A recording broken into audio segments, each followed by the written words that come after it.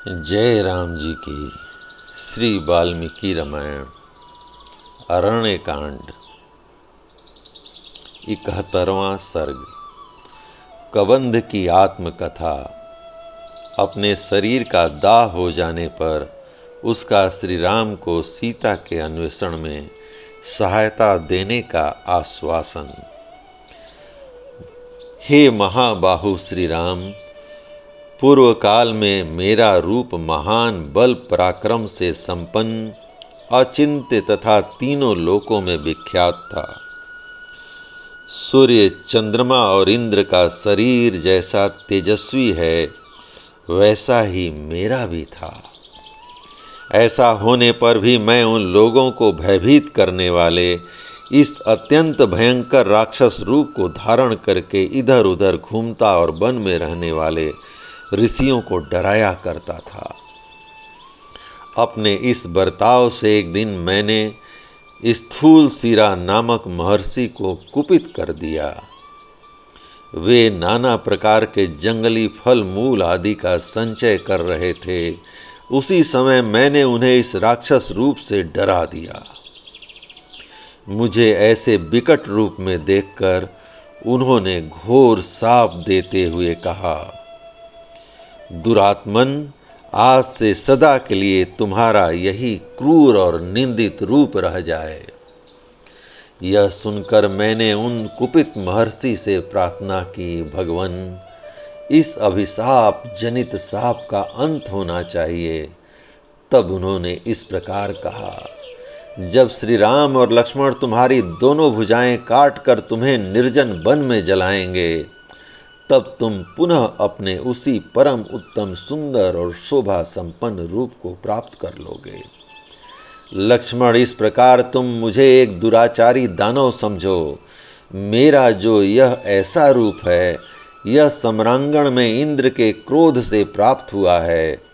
मैंने पूर्व काल में राक्षस होने के पश्चात घोर तपस्या करके पितामह ब्रह्मा जी को संतुष्ट किया और उन्होंने मुझे दीर्घजीवी होने का वरदान दिया।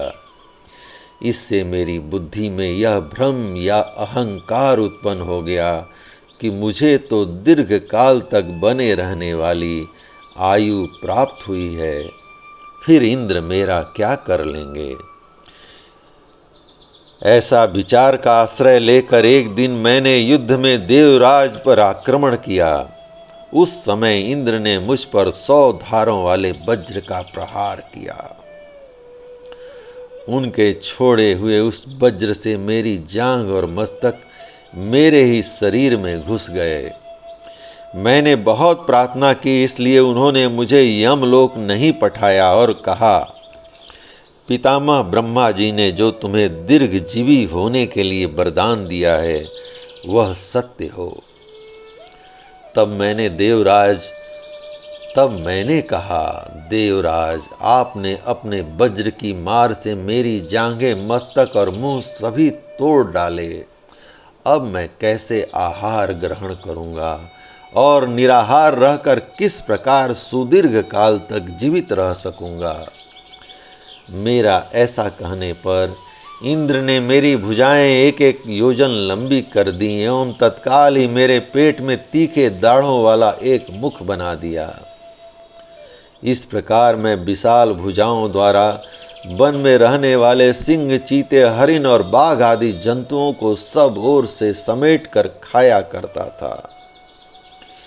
इंद्र ने मुझे यह भी बतला दिया कि जब लक्ष्मण सहित श्री राम तुम्हारी भुजाएं काट देंगे, उस समय तुम स्वर्ग में जाओगे।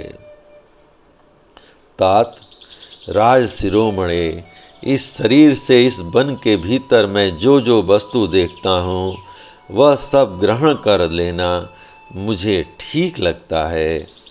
इंद्र तथा मुनि के कथनानुसार मुझे यह विश्वास था कि एक दिन श्री राम अवश्य मेरी पकड़ में आ जाएंगे। इसी विचार को सामने रखकर मैं इस शरीर को त्याग देने के लिए प्रयत्नशील था।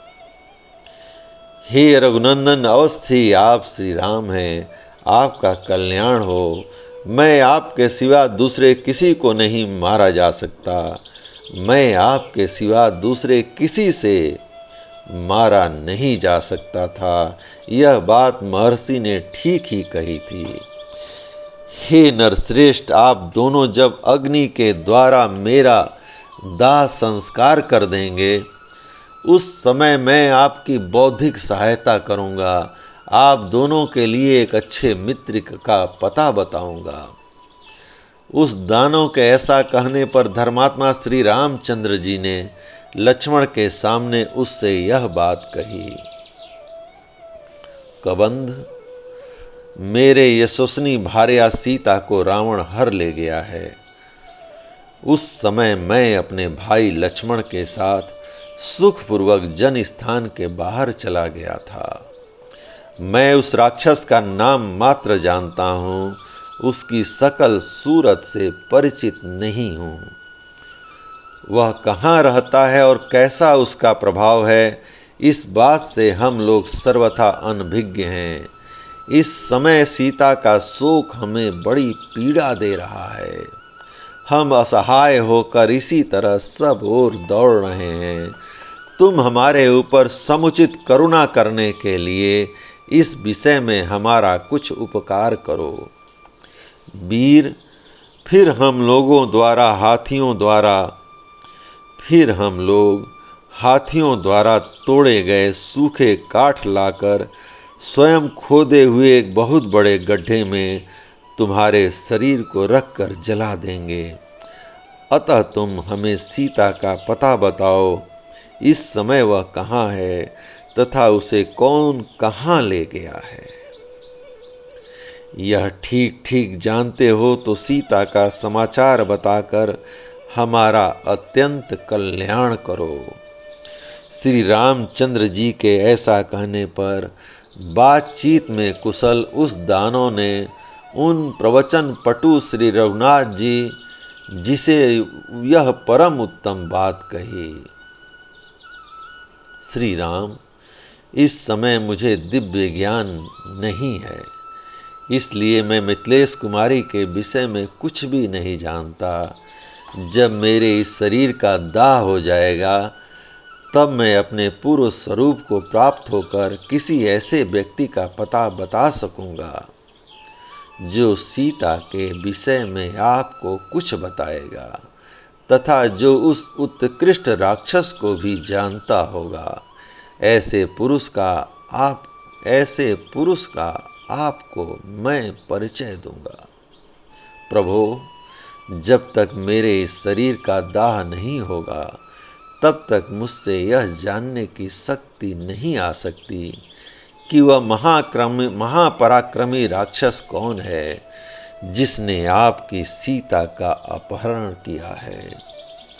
रघुनंदन, शाप दोष के कारण मेरा महान विज्ञान नष्ट हो गया है। अपनी ही करतूत से मुझे यह लोक निंदित रूप प्राप्त हुआ है। किंतु श्री राम, जब तक सूर्यदेव अपने वाहनों के थक जाने पर अस्त नहीं हो जाते, तभी तक मुझे गड्ढे में डालकर शास्त्रीय विधि के अनुसार मेरा दाह संस्कार कर दीजिए। महावीर रघुनंदन, आपके द्वारा विधि पूर्वक गड्ढे में मेरे शरीर का दाह हो जाने पर मैं ऐसे महापुरुष का परिचय दूंगा जो उस राक्षस को जानते होंगे। शीघ्र पराक्रम प्रकट करने वाले वीर रघुनाथ जी, न्यायोचित आचार वाले उन महापुरुष के साथ आपको मित्रता कर लेनी चाहिए। वे आपकी सहायता करेंगे। हे रघुनंदन, उनके लिए तीनों लोकों में कुछ भी अज्ञात नहीं है, क्योंकि किसी कारणवश वे पहले समस्त लोकों में चक्कर लगा चुके हैं।